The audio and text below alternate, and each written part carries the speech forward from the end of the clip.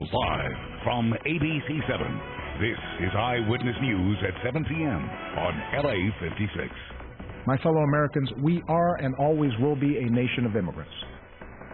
President Obama tells the American people that the time to change the nation's immigration system is now, and he's taking action to make that happen. We are live with reaction. A family tragedy. 2 young children are killed in an apartment fire. Their father is critically injured. A disturbing hit and run, a man embedded in a windshield as the driver just kept going. Now a new twist in the case. Good evening, I'm Colleen Sullivan. And I'm David Ona. Welcome to Eyewitness News on LA56, LA's only live local newscast at 7 p.m. And a reaction is coming in from all sides after President Obama announces historic and sweeping immigration reform. Eyewitness News reporter Alex Michelson is live in downtown LA with details on the president's plan and what it could mean for many living in Southern California. Alex. David, we're across the street from the Metropolitan Detention Center here in downtown Los Angeles. And there's a street party that has broken out here. You can hear that band behind us that is playing right now. They are really here celebrating what is a historic address from President Obama. My fellow Americans, we are and always will be a nation of immigrants. President Barack Obama announces he will act without Congress and sign an executive action that provides legal status for up to 5 million undocumented immigrants. If you've been in America for more than 5 years, if you have children who are American citizens or legal residents, if you register, pass a criminal background check, and you're willing to pay your fair share of taxes, you'll be able to apply to stay in this country temporarily without fear of deportation. I know some of the critics of this action call it amnesty. Well, it's not.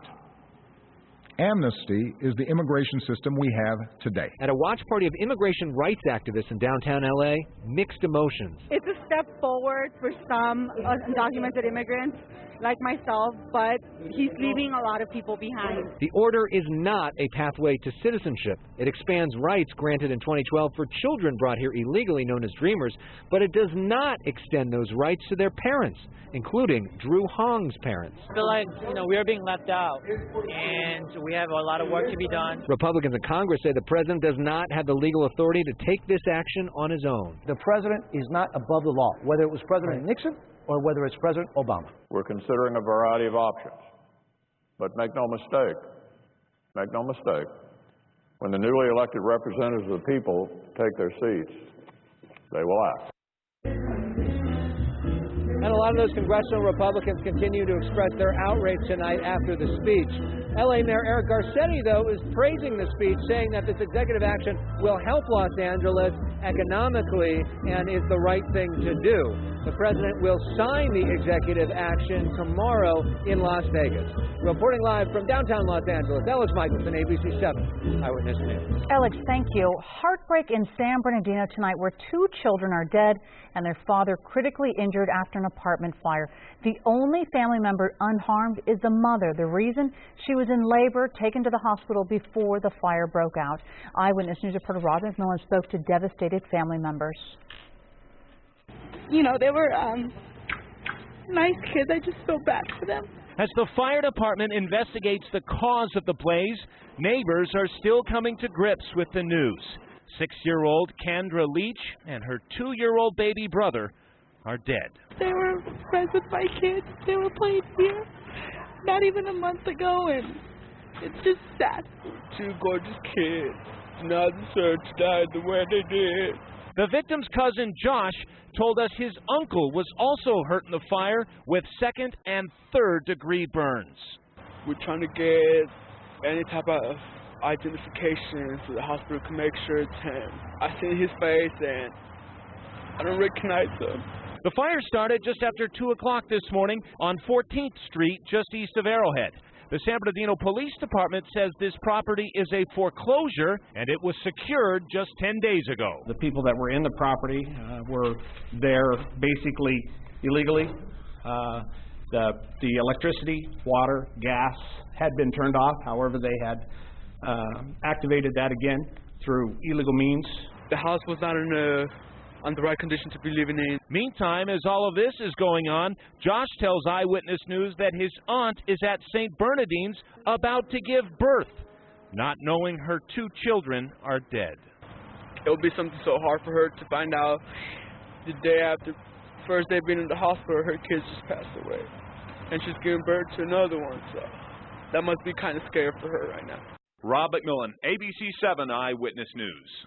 It's still unclear when or if the mother has given birth. Family members say they were trying to keep what happened from her until after the baby was born. Meantime, the fire department says there were no working smoke detectors inside the apartment. A Redlands firefighter is behind bars tonight after a love triangle ended in murder. Jonathan Hearn and Sabrina Limon are both facing first-degree murder charges for the death of Limon's husband, Robert Limon.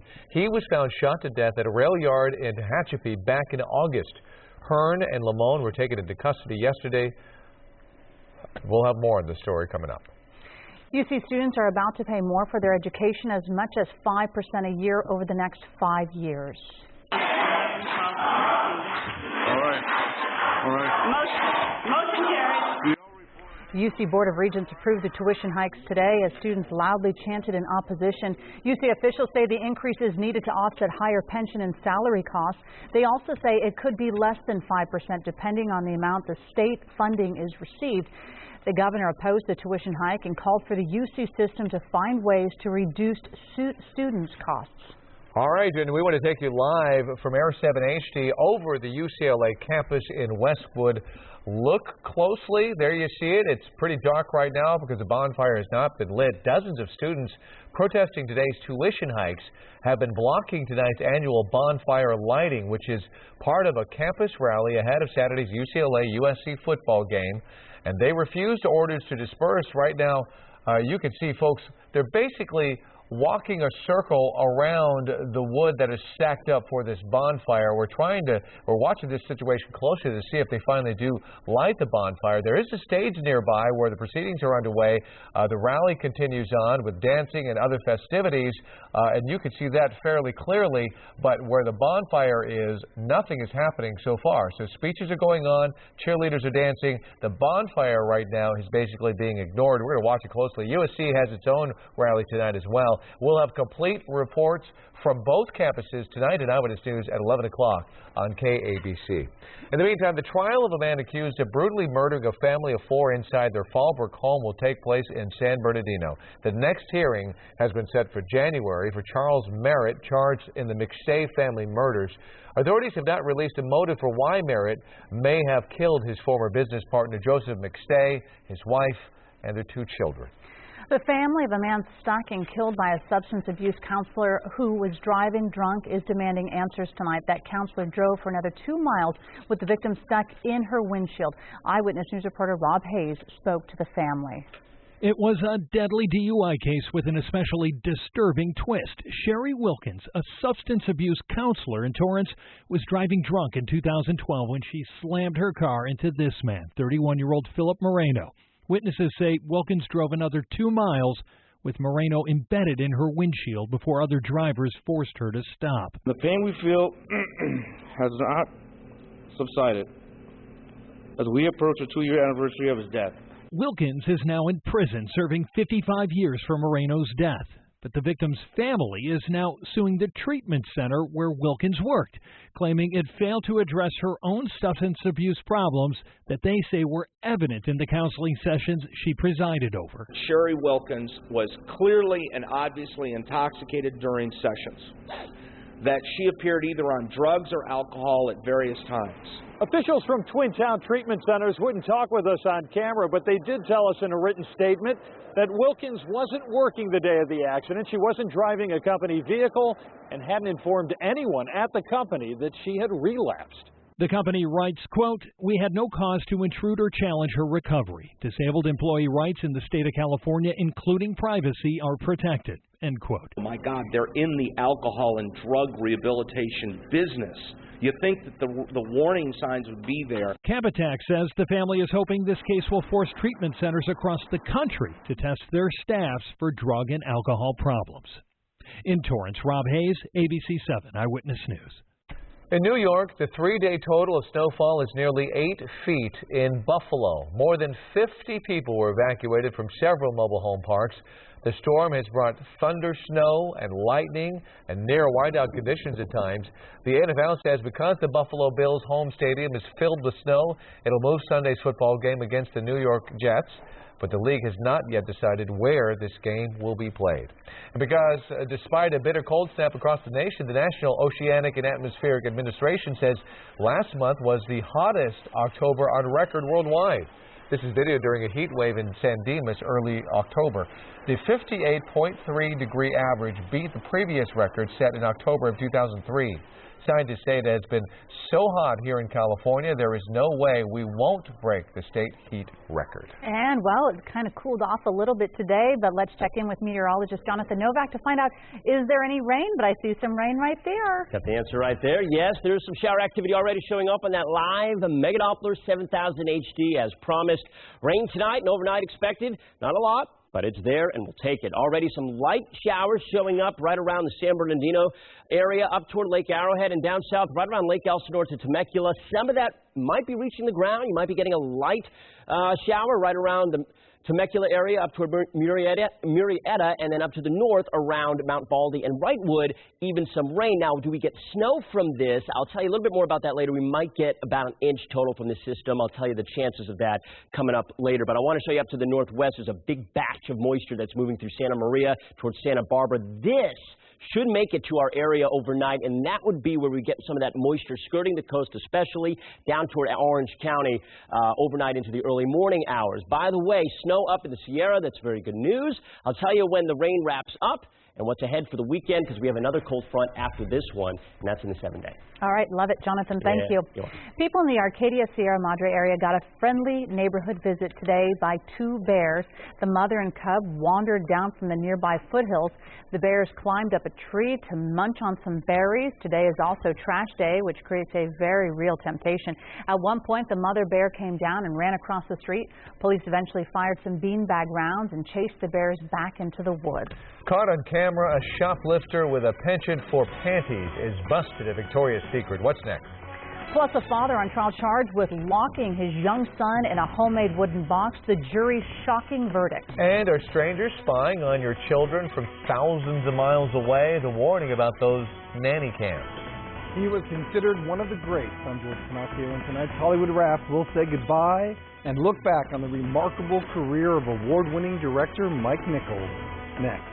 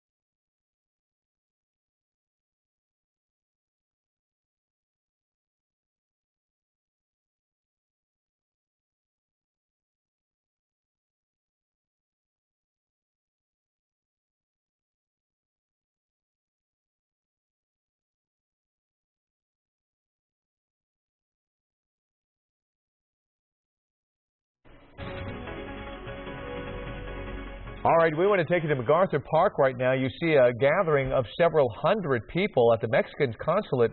This is right outside of MacArthur Park. They are there to bring attention to that horrible case of 43 students who went missing in Mexico on September 26th. They are all presumed to have been murdered. A number of arrests have been made in this case, and a mass grave was found with several bodies inside of it.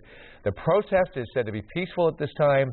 Earlier, some protesters marched through the streets. We had that in Eyewitness News at 5 and 6 p.m. But these protesters hanging out, hundreds of them, just outside the Mexican consulate, hoping that somebody will do something about the investigation involving these 43 students who went missing in Mexico. Also at 7 o'clock, a Texas man charged with locking his 9-year-old son in a wooden box and only letting him out to go to school or the bathroom is tonight a free man.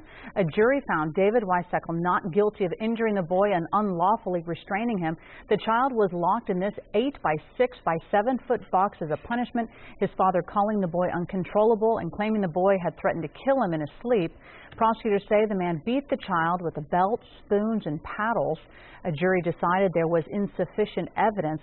As for the boy, he was placed into foster care for a time, but he is now living with his mother in another state. And here at home, a shoplifter with a hankering for panties. Here's a surveillance video just released by the Glendale Police Department today. The woman browses around Victoria's Secret at the Glendale Galleria, and then she stuffs fistfuls of panties and other items into her black bag and makes her getaway. Total loss, more than $700. And if you can help, please call the Glendale Police Department. Tonight, a warning for parents about nanny cams used to keep children safe. It turns out you may not be the only one watching. A hacker website is accessing thousands of web cameras in homes across America and streaming images online for all to see. How are they doing it? How can you stop them? Here's ABC's Matt Gutman. It's your private life exposed for all to see, and without you even knowing it. These men at a bar, this woman at her desk. 2 of thousands of images, security cameras looking out on driveways, porches, a laundromat. What's more shocking, the images we won't show you. Inside of homes, even a child sleeping in a crib. A Russian website called Instacam has hacked nearly 5,000 cameras in the U.S. alone, simply by entering the default factory password. They're simply searching for these devices on the internet. You know the default password, they know the default password, and simply logging in like they were you. We found one of them right here in California. So we're about to tell this young lady in this cafe that they are being spied on. Is this you? I think that's you, right? In the back, we found that barista, Kat Lee. And is it? That's from today, I think. That's like from a few minutes ago. And so what should we be doing about that? Change the default password. Make it something that's unique to you, and then the bad guys can't get in. Just a few keystrokes to protect your privacy. Matt Gutman, ABC News, Los Angeles. All right, let's talk about our weather now because there is some rain out there. Will it come down here to Southern California? I think so. We're not going to get a ton of it, but I think some areas will see a little more than others, especially the mountains. But maybe even an inch of snow in certain levels of the mountainous areas around 8,000 feet. It's something. We got something we're talking about, so that's good. It's a start.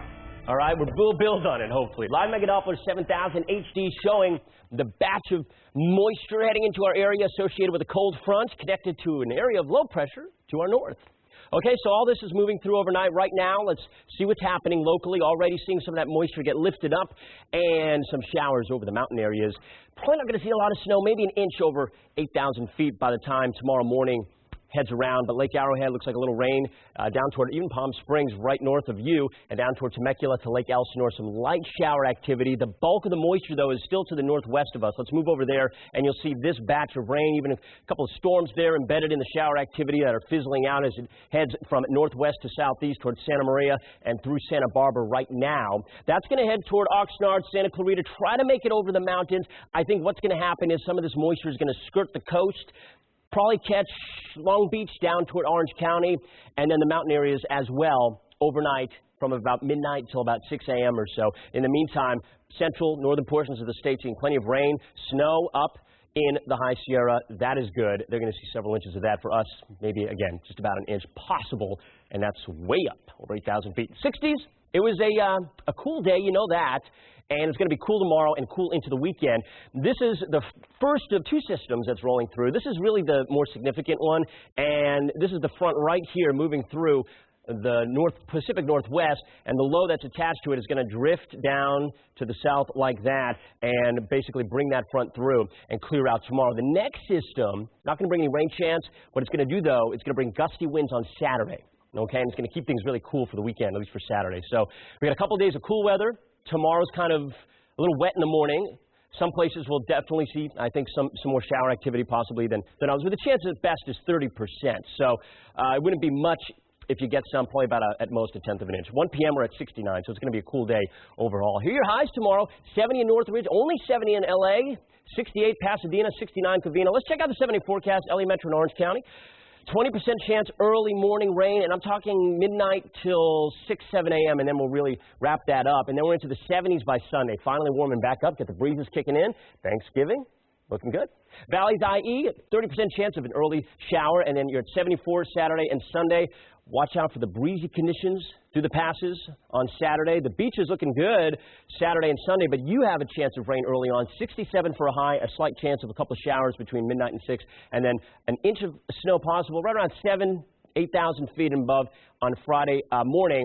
Otherwise, rain, 43 for a high, and then the high desert. Winds kicking up, slight chance of rain. Saturday's going to be breezy and cool, highs only in the mid-60s. And then Thanksgiving for everybody right now. Looking good, guys. More weather coming up in a few minutes. All right. Close enough to Thanksgiving. It is now on the forecast. Wow, That's 1 week away. Thanks, Jonathan. Entertainment news is coming up next. Our George Pinocchio on the life and remarkable career of award-winning director Mike Nichols.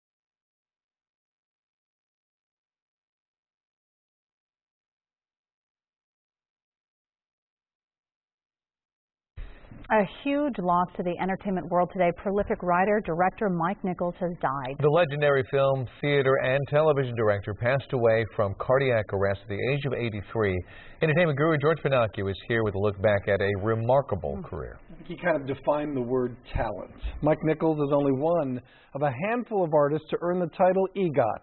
It means he won the Emmy, the Grammy, the Oscar, and the Tony. From The Odd Couple to Spamalot, The Graduate to The Birdcage, Nichols was known for his versatility, his originality, and his love of the craft. Ladies and gentlemen, Mike Nichols. Award-winning producer, director, and writer Mike Nichols was surrounded by some of the most famous faces in Hollywood when he received the AFI Lifetime Achievement Award in 2010. His 50-plus year career allowed him to work with some of the best in the business, starting in 1966 with Who's Afraid of Virginia Woolf, followed a year later by The Graduate, the film that earned him his Oscar. Mrs. Robinson, you're trying to seduce me. Aren't you? Other classics include Catch-22, Carnal Knowledge, Silkwood, Heartburn, Postcards from the Edge, Working Girl, Regarding Henry, The Birdcage, Primary Colors, and Charlie Wilson's War. That film starred Tom Hanks, whose statement today read, "Forward, we must always move forward. Otherwise, what will become of us?" said Mike Nichols, who changed the lives of those who knew him, who loved him, who will miss him so. Co-star Julia Roberts said, "There are so few people who personify unconditional love and friendship. Mike Nichols was like no other."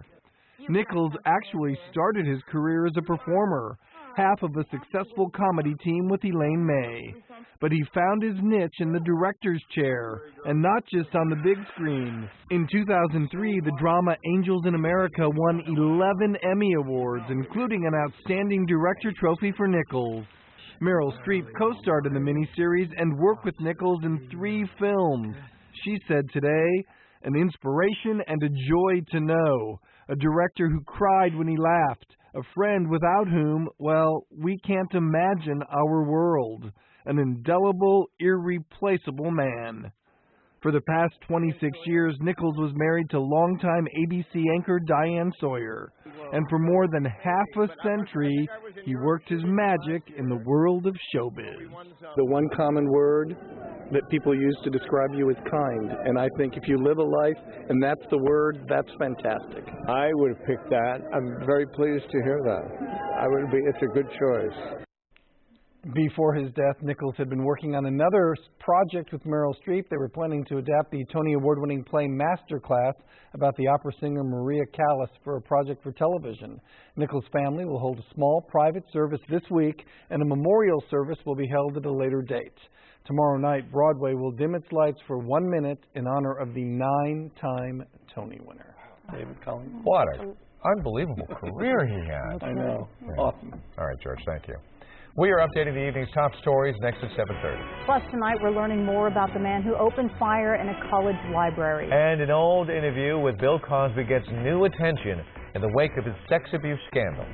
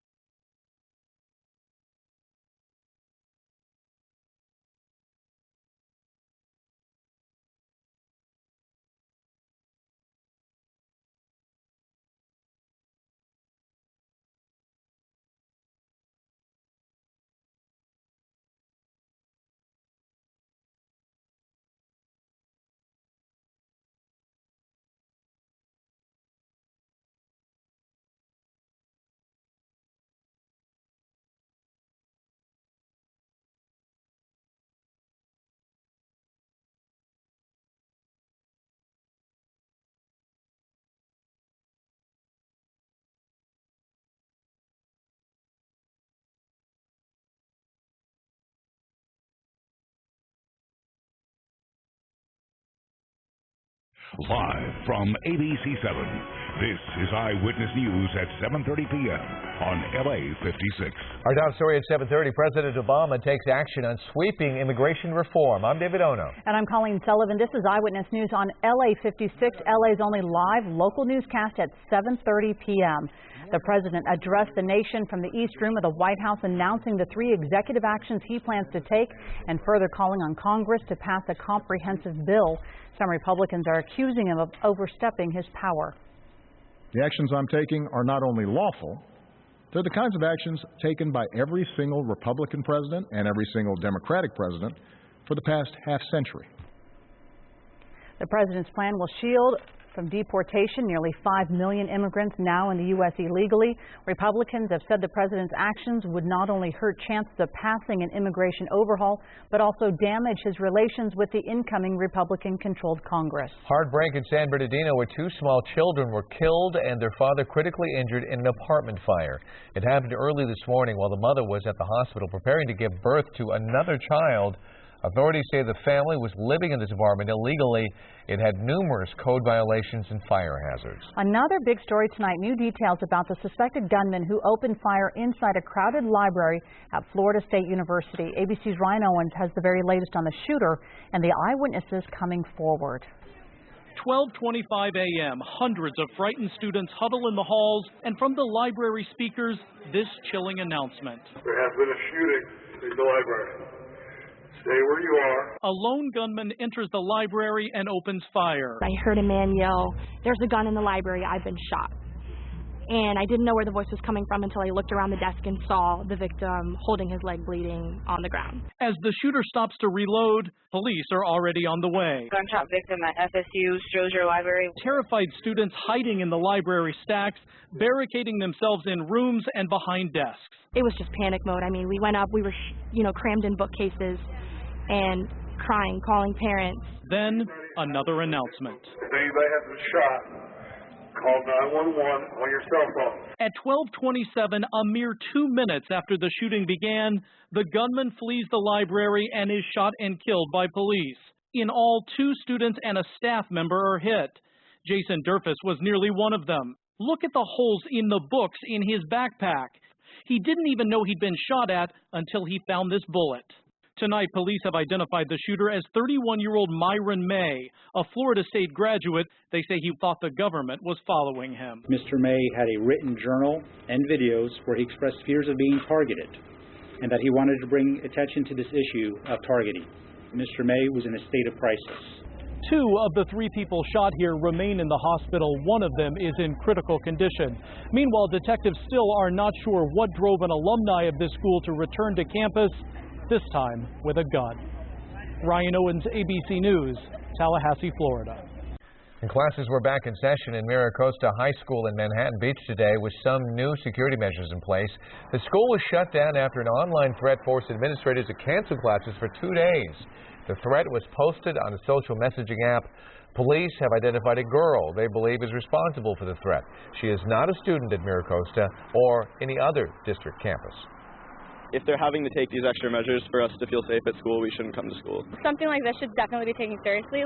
It's not funny. I did feel a little bit insecure around school. They shouldn't really mess with the safety of the school or people's emotions and things like that. Today, security measures included an increased police presence. Students with any kind of bags had them searched. The girl believed responsible was questioned along with her parents, but she was not arrested. And more increased security at another high school, this time in Fontana High School, due to an anonymous bomb threat. Fontana police say they do not believe the threats are credible, but are taking extra cautions. Last night, the school received an anonymous bomb threat naming specific staff members. Police searched the campus and found nothing, but as an extra precaution, explosive sniffing dogs were brought in before classes today. Again, they found nothing. FBI agents are asking for your help to find a bank robber they're calling the Beachcomber Bandit. Take a look. Here's a suspect holding up a U.S. bank on Ocean Boulevard in Long Beach back in May. Then in June, the same man sticks up a rob a bank in Grover Beach, which is in San Luis Obispo County. The bandit is armed with a semi-automatic handgun and is said to demand all the big bills. Call the FBI if you recognize this man. Israel has demolished one of the homes of the two terrorists accused of carrying out that deadly attack on a synagogue on Tuesday. Israeli police guard that demolished home. The attack on the synagogue left 4 rabbis and 1 police officer dead. It was the deadliest attack in Jerusalem since 2008. Officials say 2 Palestinian cousins are responsible. Police shot them to death. The attack came amid weeks of violence linked to the city's holiest site for Jews and Muslims. And the group Human Rights Watch is calling on the Indonesian government to stop the practice of checking female police recruits for their virginity. The group calls the practice archaic and discredited. Female police recruits say it is very humiliating and painful. A police spokesperson says all recruits go through extensive medical tests, not just females. But the National Police website that lists the health requirements for female recruits includes virginity. Married women cannot apply. And that days-old calf found in the back seat of a car during a traffic stop in Riverside now has a new home. PETA named the calf Holly in honor of the holidays. The group found a shelter to take the calf temporarily until a permanent sanctuary home is found. The calf was taken today from an animal shelter in Harupa Valley to Farm Sanctuary's Animal Acres, Southern California shelter in action. There she will be given a medical checkup and taken care of before getting her forever home. Another woman comes forward in the Bill Cosby case. It's the latest in a string of accusations against the comedian as an interview with Cosby responding has been uncovered. And today, the producers of The Cosby Show, Marcy Carsey and Tom Werner, spoke to Variety, coming to the comedian's defense, saying the Bill we know was a brilliant and wonderful collaborator on a show that changed the landscape of television. These recent news reports are beyond our knowledge or comprehension, end quote. This, as another alleged victim of sexual abuse by Cosby, is speaking out. Teresa Serenese says she met Bill Cosby in 1976 at a Las Vegas hotel. Serenese says she was a 19-year-old aspiring model. She says the comedy legend invited her to his performance, and after the show, she was escorted to his green room, where everyone left, leaving her and the superstar alone. He had a glass of water in his hand, and he had 2 pills, large white pills in his hand, and he said, "Take these." And my next memory was feeling drugged and being without any clothes. He was behind me and he was having sex with me. When asked about the sexual assault allegations by an Associated Press reporter, Cosby declined to comment. On a separate note, I have to ask about your name coming up in the news recently regarding this comedian. No, we don't answer that. Okay. I just wanted to ask if you wanted to respond at all about whether any of that was true. There's no response. Okay. Can I ask you, if with the persona that people know about Bill Cosby, should they believe anything differently about what... There is no comment about that. Now, can I get something from you? What's that? That none of that will be shown. And I would appreciate it if it was scuttled. As allegations against Cosby mount, projects involving him continue to disappear. Netflix is the latest to postpone airing a Cosby stand-up special. A German Shepherd mix is recovering from a killer bee attack in Covina. Wolf was stung primarily on his face. Poor guy, his swollen eyes blocked his sight until Tuesday. Wolf and his sister Luna were attacked Sunday. Their owners came home to find the dogs covered with stings and surrounded by hundreds of dead bees. Luna died from her injuries. Wolf continues to receive care at the Inland Valley Emergency Pet Clinic. Poor guy. Poor little guy. Yeah. I hope he recovers fast. Yeah. Well, straight ahead, how a massive lobster caught off our coast escapes the dinner plate. And an Orange County man makes a life-saving donation after his mother's life was saved by one. Their incredible story. Beautiful time lapse as the clouds rolled in today. Why are they rolling in? Well, we have a cold front that's coming through, rain with it. Details on those rain chances coming up in the 7 minutes. Stick around.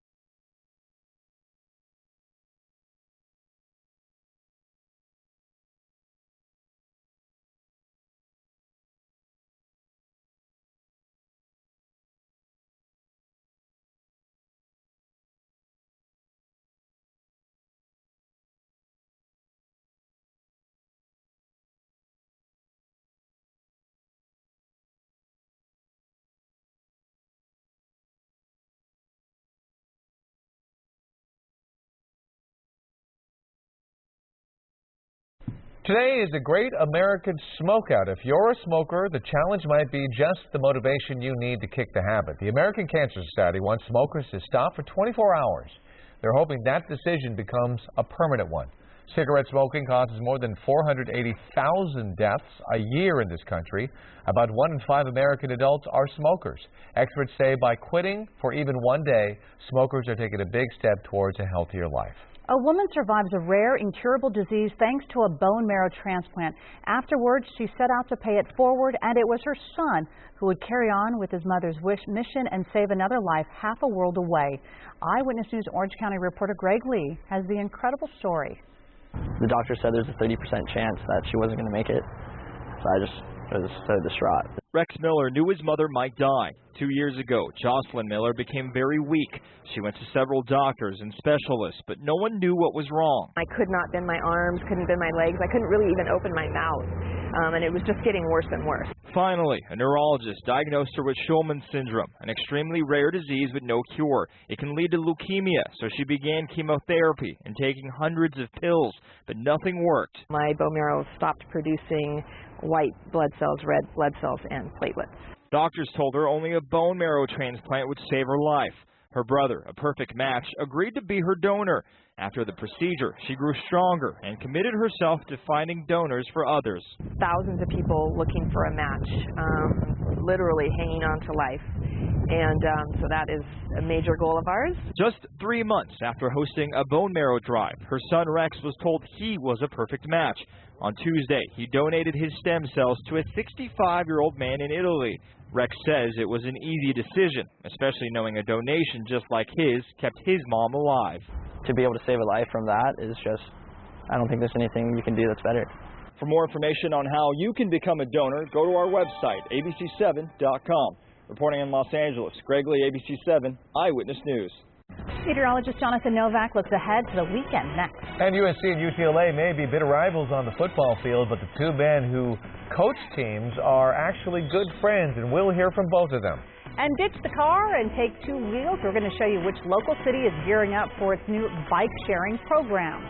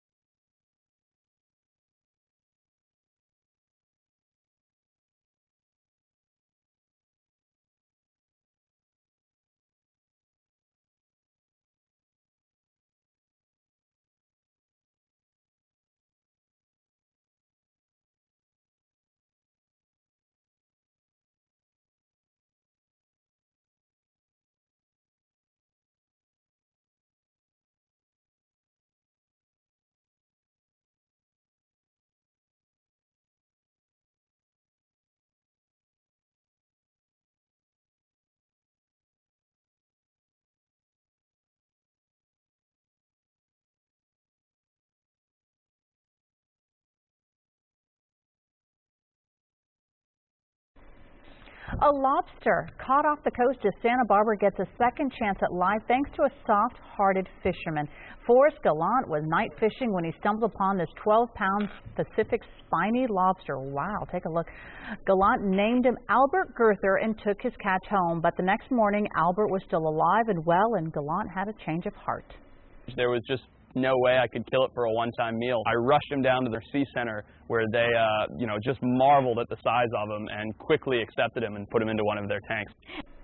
Workers say the aquariums say Albert was not only big, he was old, around 70. After a few weeks, Gallant picked up Albert and took him home to a marine sanctuary in the Channel Islands where he could live out his final years in peace.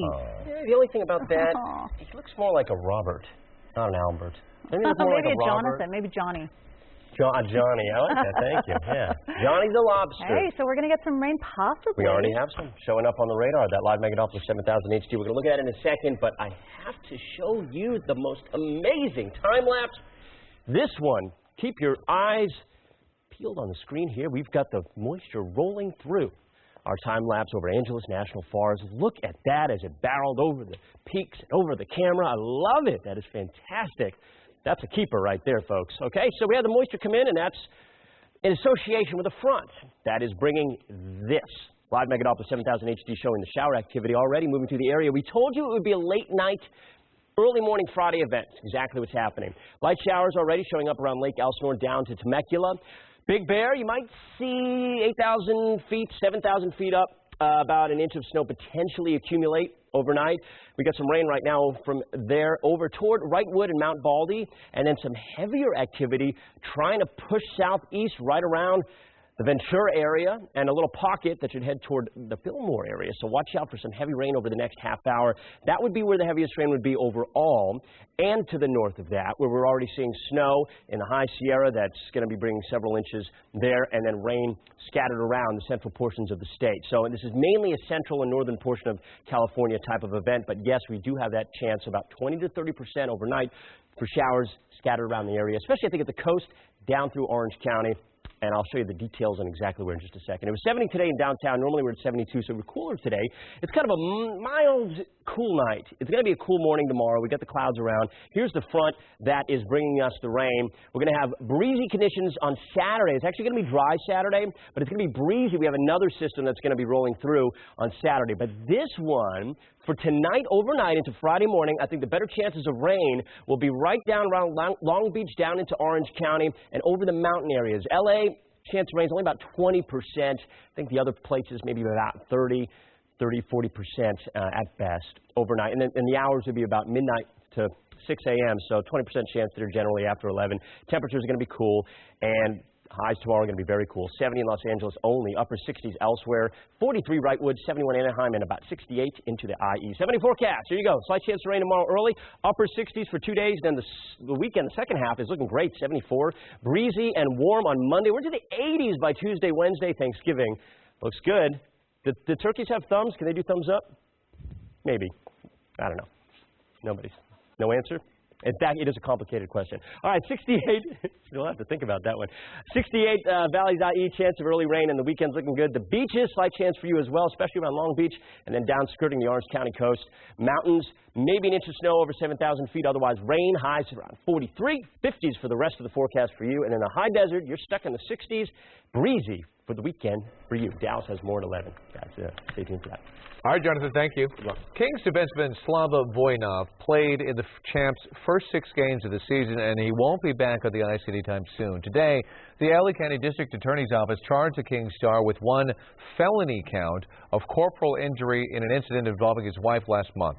Voinov was arrested in Torrance while his wife was treated at a hospital after an argument at their Redondo Beach home. Voinov's attorney says his client is innocent and looking forward to his day in court. He's set to be arraigned on December 1st. If convicted, he faces a maximum of 9 years in state prison. Soon after the incident, the NHL suspended Voinov indefinitely. In a statement, the Kings said they continue to closely monitor the developments of the legal proceedings. We are less than 48 hours away from the opening kickoff between USC and UCLA at the Rose Bowl. You might be surprised to hear the 2 head coaches are good friends.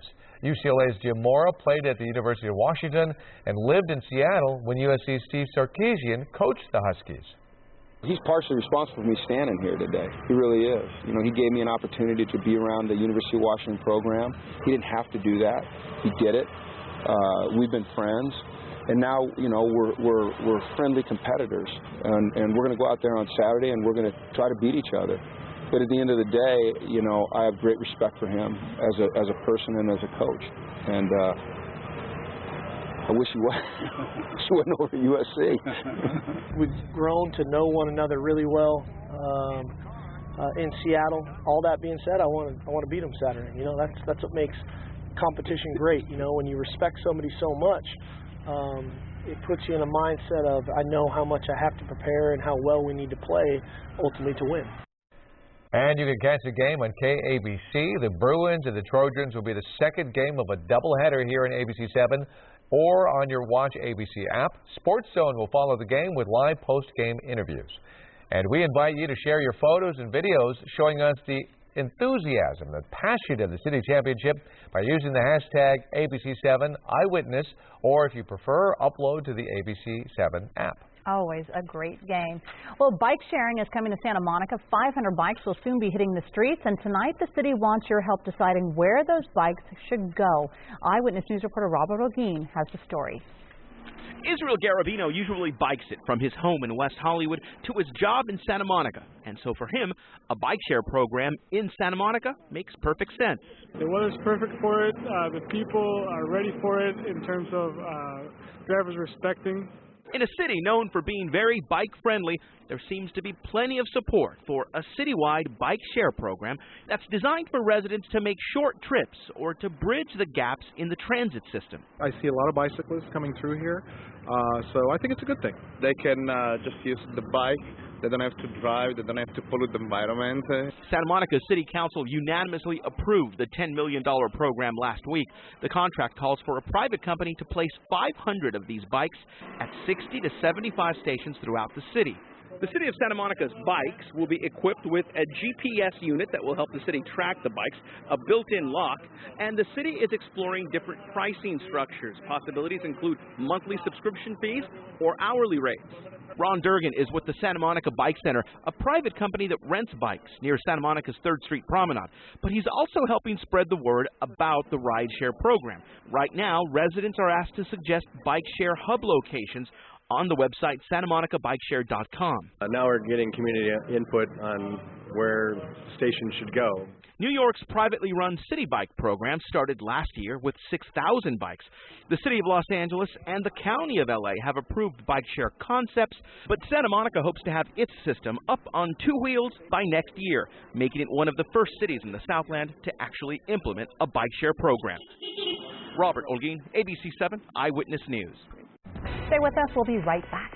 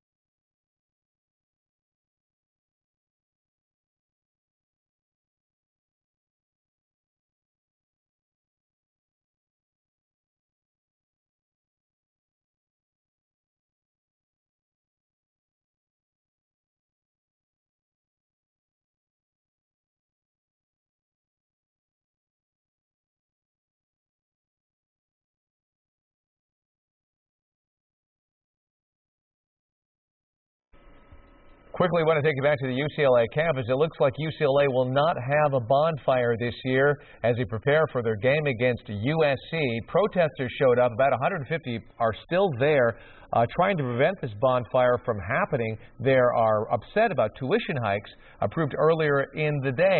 The fire department is there. The police are there. Folks for the pep rally have already gone home. No fire this year at UCLA. We'll have more on at 11 o'clock on ABC7. And thank you so much for joining us for Eyewitness News at 7:30 on LA56. Law & Order SVU is back.